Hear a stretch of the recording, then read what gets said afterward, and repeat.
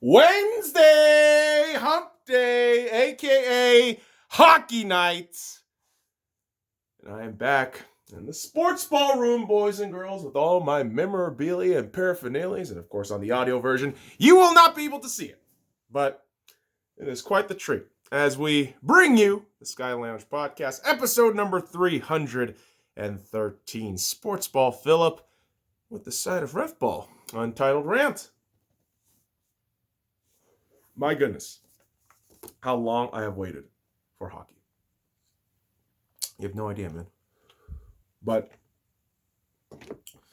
for some of us, maybe they could have done a bit more waiting.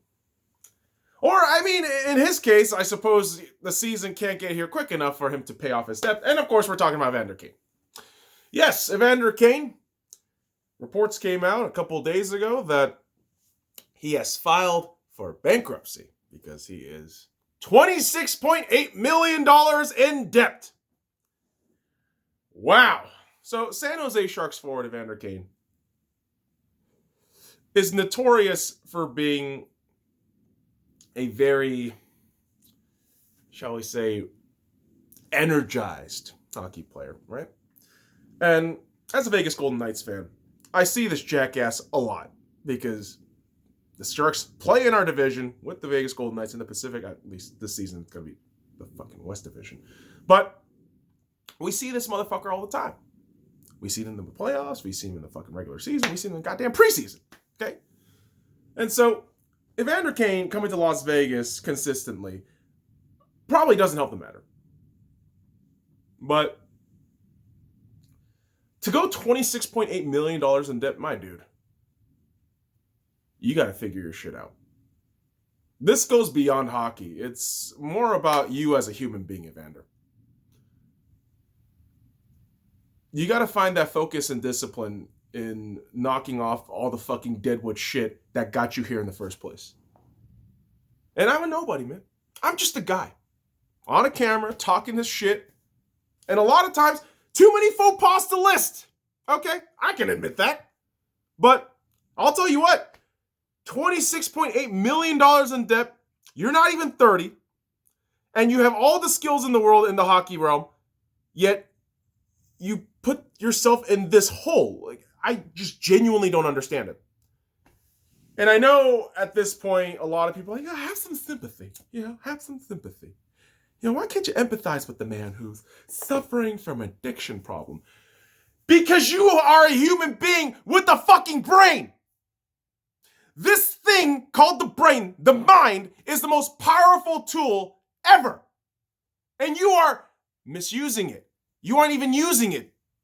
In the case of Evander Kane, you have shut that shit off and have dug yourself into a $26.8 million debt. So do you think I have any sympathies here? Hell fucking no. What I have is tough love. I appreciate you as a hockey player, Evander Kane. I hate you as a fucking Vegas Golden Knights fan, but honestly, as a hockey fan, you're fantastic. You got the skills. I mean, to get to where you are at your age, I mean, something has to be special about you, right? So why the fuck do you let that ego get to your fucking head and then take that shit out into the real world and fuck yourself over with gambling, man? Now, I'm not saying fucking cut off gambling altogether, but learn to control your shit, man. Or your shit controls you. Then you're a slave. You don't want that. You really don't.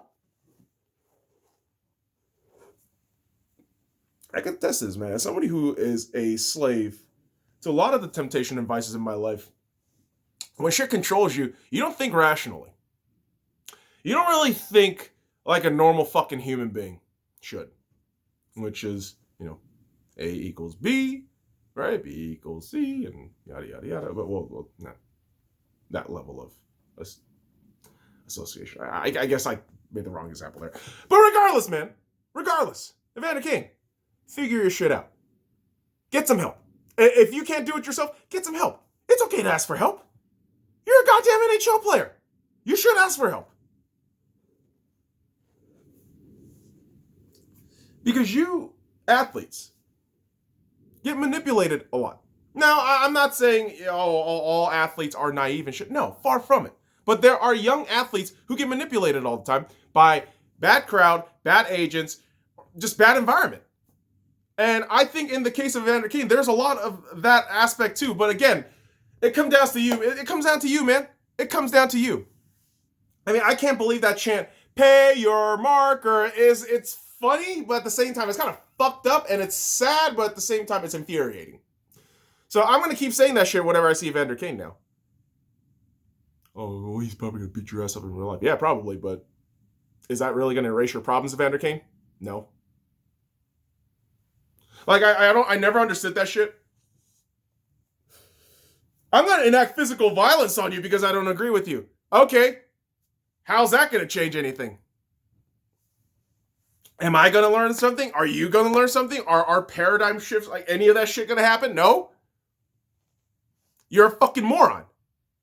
Oh, I'm going to beat you up for that. You're a fucking moron who can't use their goddamn brain to rationalize shit, reason shit out because you haven't evolved this thing. You are still stuck in fucking monkey mode, you fucking retard. And I'm talking about everybody. Not just fucking athletes. I'm talking about everybody. Been going on a very cynical route from most people's perspective when I'm talking anything in life these days. And, for the more normies out there, you're gonna interpret things as they are, surface level. And I can't change that for people. I can't. What am I gonna do? Change how I express myself? No, not really. It's not like being honest. It sucks that, nobody really wants honesty anymore, but that's the hill I choose to die on. Well, if you're fucking honest about yourself, can't you fucking admit that smoking a blunt early in the morning isn't good for you? Yeah, of course it's not fucking good for me. No shit. Weed, tobacco, drugs, not good. But guess what? I like it. I want to do it. It's bad for me, yeah, but I'm going to do it. I'll compensate for it. Working out, walking, getting some sunlight, eating right, getting some sleep. So what the fuck is your excuse? What the fuck are you, what other fucking shit are you going to say? It's crazy, man. People nowadays are just realizing that there's this almost dictator-like persona, behind the facade here. And I don't hide it. I don't think I ever did. But we live in an age of uber sensitivity, right? We do, man. And oftentimes, what irritates me about this, excessive level of sensitivity is the fact that it kind of kills off sports in a way. Now, let me explain. Sensitivity, not in the sense of, blatantly calling someone, racial slur or some shit. No. But sensitivity in terms of, obviously the politics shit, which I just fundamentally don't agree with when you're playing sports. No matter what your politics is, keep that shit out. Are you talking yes, I'm even talking military. Military, racial issues, any of that shit, keep it out. It's sports.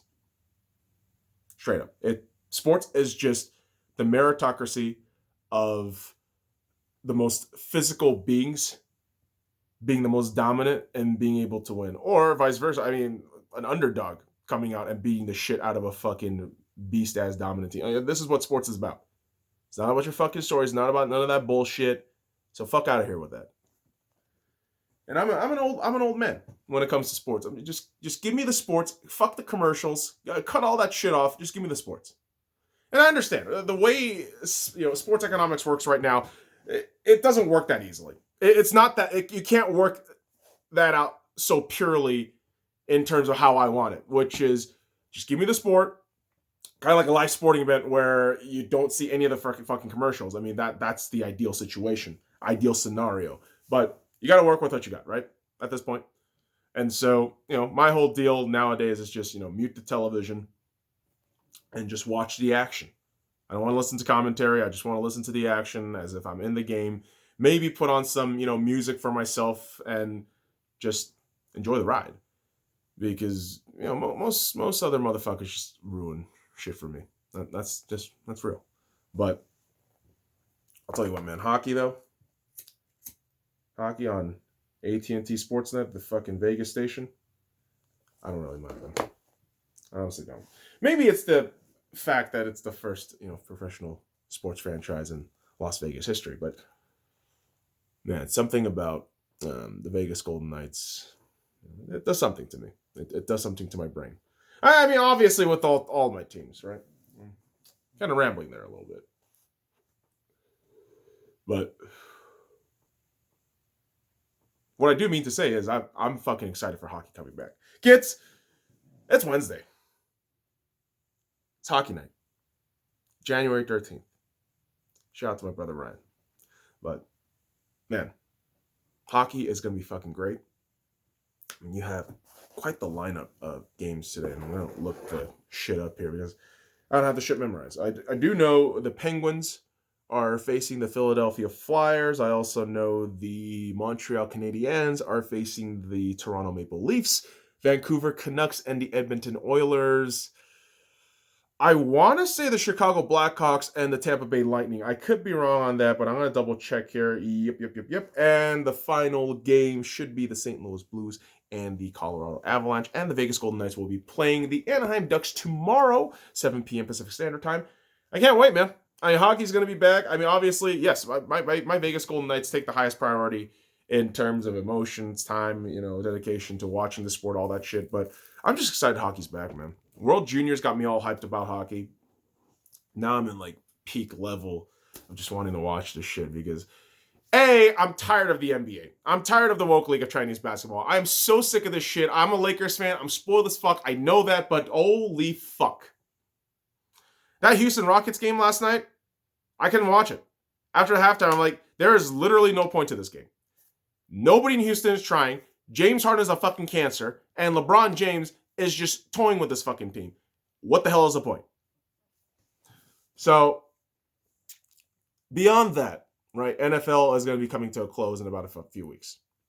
You got the divisional round, you got the championship round, the conference championship round, and then the Pro Bowl, which is an absolute joke. And all 7 of my Seahawks players are going to be there, of course, because you have nothing fucking else to do. And then the Super Bowl, which I'm going to be watching on mute, skipping all the commercials, and walking out at halftime because I do not want to watch The Weeknd do stupid shit. So, all that brushed aside, and yes, soccer's still going on. I still love my Arsenal. Of course, I watch it. I don't boast about it too much because we're mediocre as fuck. But hockey. I mean, we're in a clean state, y'all. 31 teams are undefeated right now. As of right now of this recording. I mean, by the time puck drops for the Pittsburgh Penguins and Philadelphia Flyers game, someone's going to be a winner and a loser. That's just how it goes. I mean, unless we go back, a couple of decades ago and go back to ties, but no. Keep ties in soccer. Whatever, for whatever reason. Football. But, yeah, keep that shit out of hockey. I like winners and losers in hockey. It feels just right. But this is an exciting season. Obviously, having no fans in Las Vegas is going to be fucking shit because Governor Sisolak is a bitch. And, yeah.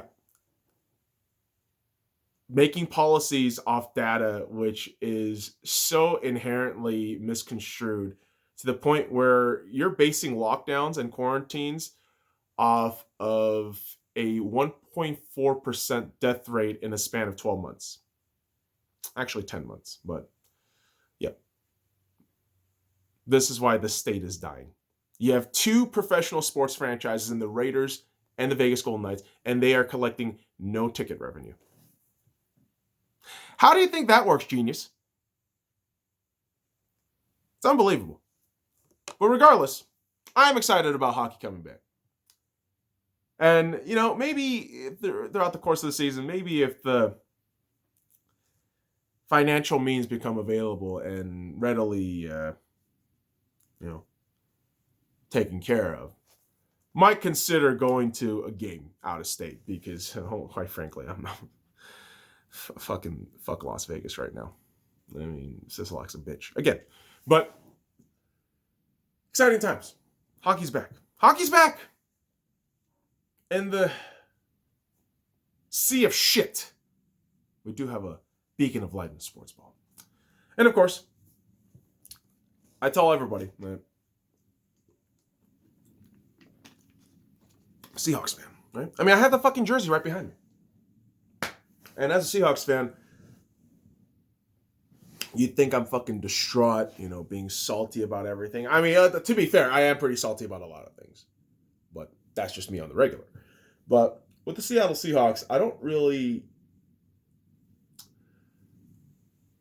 have a particularly, I would say, cynical take, but I do have a very concerning outlook on what the Seattle Seahawks team is. And I said, I think after the wild card exit in that game review, I did say the Seattle Seahawks are going to miss the playoffs. I genuinely do believe there is a possibility that could happen. Why? Well, for one thing, I think the NFC East is going to be significantly better next season. Obviously, the Eagles with their turnovers, no Doug Peterson, but you should still fucking fire Howie Roseman. He sucks. The Cowboys, if they bring Dak back, maybe they have an actual team that could put out on the field every Sunday. The Redskins are pretty damn good. I mean, Ron Rivera isn't going to be in cancer treatment shit, which kudos to you, Ron Rivera. Fucking awesome. I don't think Alex Smith is going to be there in the capacity of a full-time quarterback. I would love to see the guy as, maybe a quarterback coach transitioning into that to help out a guy like Heineke, who was absolutely fantastic in Wild Card Weekend. And, on the next episode of the Sky Lounge podcast, we'll talk more about the football aspects, piggy skin picks and all that shit. But yeah, the NFC East, I mean, it's going to be better. I mean, the Giants, sure, they're certainly going to get better. The NFC South as well. You have the Saints and the Tampa Bay Buccaneers are kind of a question mark as to if the two AARP fucks and Tom Brady and Drew Brees is going to come back for that matchup again and that roundup again. But you also have the Carolina Panthers, who are a young and very dangerous team that if you just have a quarterback and a few more pieces here and there on the, I suppose, offensive side, you have a very dangerous team. And the Falcons, if you keep Matt Ryan around with that core, it's going to be the same fucking thing. This is the definition of insanity. But, move on into the NFC North, NFC North, I apologize. The Packers, they're going to be the Packers. The Vikings, I think they're going to be significantly better than what they were this season. The Bears might drop back, but they'll still, scratch and claw. And then you have the Lions, right? So, with all of those teams kind of laid out there and the fact that, yeah, you do have to play 17 games. You do have the still 7-team format for getting into the postseason. It's going to be very difficult. And if we see the same level of just stagnancy and mediocrity with the Seattle Seahawks, I really don't think we're going to make it to the playoffs. But I guess somebody in the front office felt, okay, well, we don't want to go on that trajectory, and I'm hoping this is the way shit kind of rolled out. So the Seattle Seahawks went ahead and extended GM John Schneider until the 2027 draft, and went ahead and fired Brian Schottenheimer. I know they said let go, but he was fired. Okay, he was canned. He was sacked. Okay, and Schotty was let go because philosophical differences from what the Seattle Seahawks organization said, from their own mouths. Well, from their own PR's mouth, right? And so it leads me to think about this. Well, philosophical differences, for Brian Schottenheimer and the Seattle Seahawks. Well, what is the key here? What is the way to go? Well, I would say get back to the running game. Establish the running game. Honestly, Chris Carson, who's up to be a free agent, and oh my God, that's another daunting task we got to talk about eventually. $13 million, I think barely $13 million in cap space, and about 30 plus free agents, unrestricted free agents and restricted free agents on your roster to sign up. So that could be a fucking headache and a half. And yeah, it's questionable as to, how are we going to figure this thing out. But yeah, you really do have to go back to the running game. CC is going to be a big piece in the offseason that you have to sign up. I think the Griffin twins, you should link them up, get them on a deal, bring them back in. I mean, Shaquille is just phenomenal, I think, as a cornerback. Definitely not, all pro level, but extremely solid in what he needs to do for the Seattle Seahawks. And, Shaquem, I think you can really mold him into a, pass rusher. Maybe like a third down pass rusher where nobody really can anticipate the guy coming at him lightning speed. But lots of question marks. But I really do think with the way Ken Norton Jr. has kind of rehabilitated this defense, it's up to Pete Carroll to go back to the run game and, have Russ, bomb through the sky, lower pass attempts, because, yeah, man, Russ throwing 50 plus times, it's frustrating. As good as Russ is, I mean, there were clear flaws when we went about this constant pass first offense where, yeah, it weighs on the guy. It makes him inefficient, later throughout games where, yeah, the first few weeks he was fantastic, right? But Seattle has to really reconfigure things out in the offseason, because the way we went out in the wild card game was absolutely embarrassing. And again, I take no credit away from the LA Rams. I thought they did phenomenal. But the Seahawks have to really get back to themselves, find themselves again, because you kept getting jealous of guys like, Andy Reid, Kyle Shanahan. They're doing this air raid shit, but it's like, nah, man. Work on what made you great. And we're going to get to fucking Super Bowl one day. I don't know. At the same time, I did say that the Seahawks are just kind of a PG version of the Steelers. Less bullshit toxicity, but still the same level of unprepared mediocrity where you overinflate yourself into thinking you're the shit and then you get your ass whooped.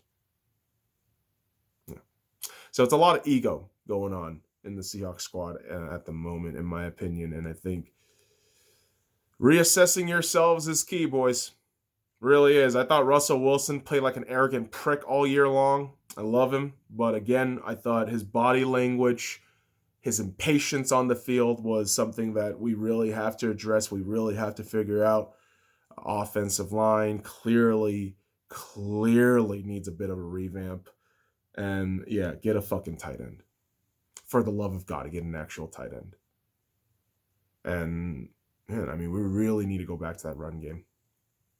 Marshawn has left such a fucking huge hole on this squad. It's not even funny anymore. Although I will say Chris Carson is probably the closest thing to Marshawn.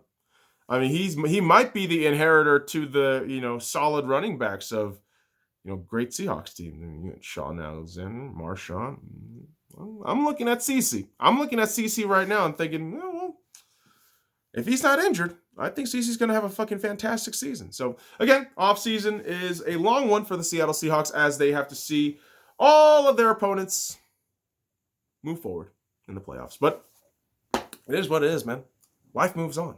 Just like how it moved on from the Ohio State Buckeyes. And, yeah, they got their ass whooped, 52-24. And, boys and girls, you guys obviously know I'm not a huge fan of the collegiate sports. Hell, I would even say that college sports compared to professional sports is relatively boring. Although, yeah, that's just my opinion. But this game was kind of sad, but kind of brilliant. Because you're watching this Alabama team, coached by Nick Saban. And, yeah, you hear it on sports radio, sports talk, greatest, football team, greatest, college team. I'm like, damn, this is a dynasty. This is terrifying.